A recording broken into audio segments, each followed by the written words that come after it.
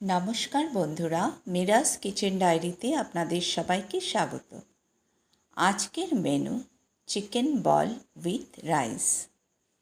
আসুন আমরা দেখে নিই রেসিপিটা কিভাবে তৈরি হচ্ছে।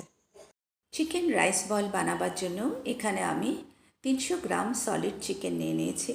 চিকেনটাকে ভালো করে ধুয়ে ছোট ছোট টুকরো করে নিয়ে মিক্সচার গ্রাইন্ডারে আমি এটাকে ভালো করে পেস্ট করে নিয়েছি। এবার এর সঙ্গে যে যে ইনগ্রিডিয়েন্টস লাগছে, দুটো পেঁয়াজ নিয়ে নিয়েছি কুচিয়ে, আদা পেস্ট হাফ টেবিল চামচ, রসুনের পেস্ট হাফ টেবিল চামচ, দুটো কাঁচা লঙ্কা কুচিয়ে নিয়েছি, ধনে পাতা কুচনো, 1 টেবিল চামচ ভিনেগার, 1 টেবিল চামচ সয়া সস, লঙ্কা গুঁড়ো হাফ টেবিল চামচ, 2 টুকরো মাখন এবং 1.5 টেবিল চামচ কর্নফ্লাওয়ার। সব একসঙ্গে ভালো করে মিক্স করে নিলাম। এবার নুন দেব। যেহেতু সয়া সস দিয়েছি আর সয়া সসে একটু নুন থাকে, তাই নুনটা অল্প কম দেব। মিক্সচার করেটা 1 ঘন্টার জন্য আমি ম্যারিনেট করে রাখব। এবার এদিকে একটা পাত্রে আমি একটু বাসমতি চাল নিয়ে নিয়েছি, খুবই কম, অল্প একটু চাল নিয়েছি। এটা 1 ঘন্টার জন্য ভিজিয়ে দেব। 1 ঘন্টা পর ফিরে এলাম। যে চালটা ভিজিয়েছিলাম, জল ছেঁকে চালটা আমি তুলে নিলাম। এর মধ্যে আমি খুব সামান্য সাদা তেল মিক্স করে দিলাম, অল্প নুন দিলাম, আর কদম ফুলের মতো বানাবার জন্য একটুখানি খাবার হলুদ রং মিক্স করে দিলাম।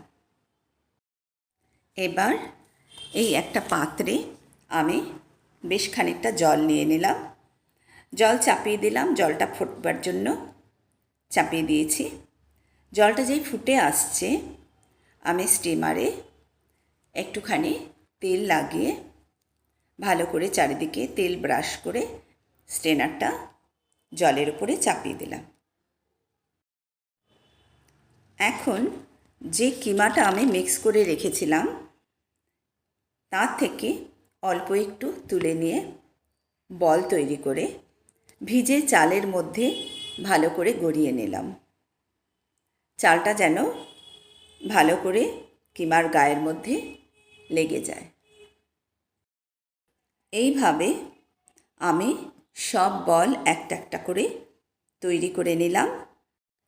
এখন আমি একটা পাত্রের মধ্যে 6টা করে বল বসিয়ে দিলাম আর ঢাকনাটা ঢেকে দিলাম। এটা এখন ভাপে তৈরি হবে। এই চিকেন বলগুলো মিনিমাম 15 থেকে 20 মিনিট স্টিম করতে হবে। বন্ধুরা, চিকেন রাইস বল তৈরি হয়ে গেছে।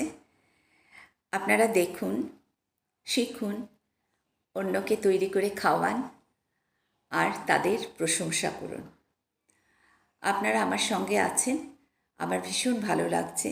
আপনাদের অসংখ্য ধন্যবাদ। আবার দেখা হচ্ছে একটা নতুন রেসিপিতে। নমস্কার